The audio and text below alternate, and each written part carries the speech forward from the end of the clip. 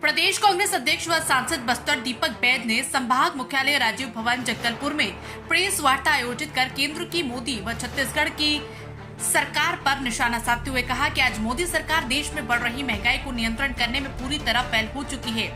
100 दिन में महंगाई कम करने का झांसा देकर जनता के प्रति जवाबदेही से मुंह मोड़ लिया है। भुखमरी के इंडेक्स पर भारत लगातार नीचे आ गया है। आज देश में बेरोजगारी चरम सीमा पर है। आंकड़ों के अनुसार 45 करोड़ युवा वर्ग केंद्र सरकार की गलत आर्थिक नीतियों के चलते नौकरी की तलाश ही बंद कर चुका है। बेरोजगारी ऐतिहासिक रूप से शिखर पर है। केंद्र की मोदी सरकार की गलत नीतियों के कारण देश की अर्थव्यवस्था गट में जा चुकी है। देश की जीडीपी लगातार गिर रही है। देश का कुल कर्ज भार 3 गुना बढ़ गया है। अंतर्राष्ट्रीय बाजार में कच्चा तेल 2014 की तुलना में 20% कम होने के बावजूद डीजल पेट्रोल के दाम बढ़ रहे हैं। मोदी सरकार का ध्यान सिर्फ पूंजीपतियों को मुनाफा देने पर केंद्रित है। इंडिया न्यूज दर्पण के लिए जगदलपुर से बुद्धसिंह देव सिंह की रिपोर्ट। काला धन वापस लाएंगे, हर गरीब के खाते में 15 लाख रुपए देंगे। सोचा मैं याद दिला दूं आप लोग के माध्यम से, आज किसी के खाते में 1 रुपए तक नहीं मिला। और हर साल 2 करोड़ लोगों को, युवाओं को नौकरी देंगे। आदरणीय साथियों, ये देश के लिए प्रधानमंत्री मोदी जी के बहुत बड़ा जुमला था, जिससे देश के युवाओं को सपना दिखाकर केंद्र में सत्तासीन हुए। इसके बाद 1 करोड़ लोगों को भी आज तक नौकरी नहीं मिल पाया। अगर देखेंगे नियमता कि इस 10 साल में 20 करोड़ लोगों को नौकरी मिलना था, लेकिन 1 करोड़ लोगों को भी नौकरी नहीं दे पाई। और तो और नोटबंदी और जीएसटी ने देश का कमर तोड़ दिया और छोटे और स्मॉल मध्यम वर्ग के उद्योग धंधे चौपट हो गए। जहां वहां काम करने वाले मजदूर और युवा बेरोजगार हो गए। बल्कि मोदी सरकार नौकरी देने में सफल नहीं हो पाई, बल्कि लोगों को बेरोजगार ज्यादा किया। और तो और देश में 45 साल का बेरोजगारी का रिकॉर्ड, आज तक देश में सबसे ज्यादा बेरोजगारी का रिकॉर्ड मोदी सरकार ने बनाया, जो 45 साल में आज तक नहीं हुआ। उसके बाद किसानों की आय 2 गुना करेंगे। आपको याद होगा कि आज देश में लगातार पंजाब हरियाणा के किसान एमएसपी को लेकर आंदोलित हैं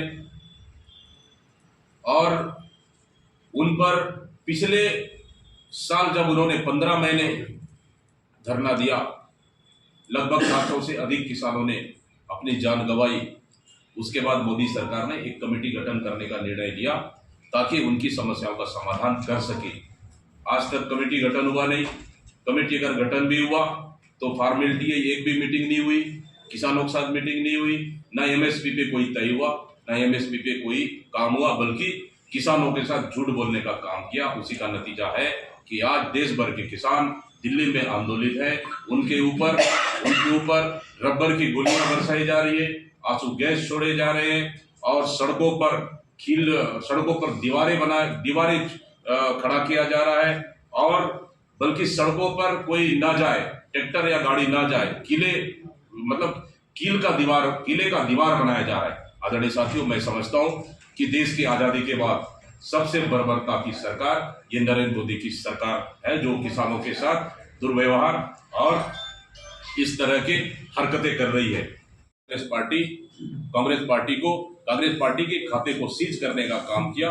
इसके लिए हम पुरजोर विरोध करते हैं और ये लोकतंत्र की सीधा हत्या है। इसी तरह से जिस तरह से इलेक्ट्रल बॉन्ड को गोपनीय रखा गया, उसी तरह से पीएम केयर फंड को भी प्रधानमंत्री केयर फंड को भी गोपनीय रखा गया है, ताकि देश के नागरिकों को उसको ये पैसा कहां से आया, ये पैसा कहां गया, इसको जानने का अधिकार नहीं है। सेम पीएम केयर फंड का बड़ा घोटाला और इलेक्ट्रल बॉन्ड का ये सबसे बड़ा घोटाला भारतीय जनता पार्टी ने। हमारा पीसी का मेन मकसद है कि केंद्र में बैठी हुई मोदी सरकार की लगभग 10 साल पूरे होने जा रहे हैं और इस 10 साल में उन्होंने जो भी वादे किए, एक भी वादा पूरा नहीं हुआ है। नंबर 1, मैं याद दिला दूं कि जब 2014 में केंद्र में सत्ता में आने के लिए देश की जनता से उन्होंने झूठ बोलने का काम किया और सत्तासीन होने के बाद इस 10 साल के कार्यकाल में उन्होंने एक भी वादे पूरे नहीं किए। नंबर 1 कि हम सरकार में आएंगे 100 दिन में महंगाई कम करेंगे, लेकिन आज जब से मोदी सरकार आई उसके तुरंत के बाद से महंगाई देश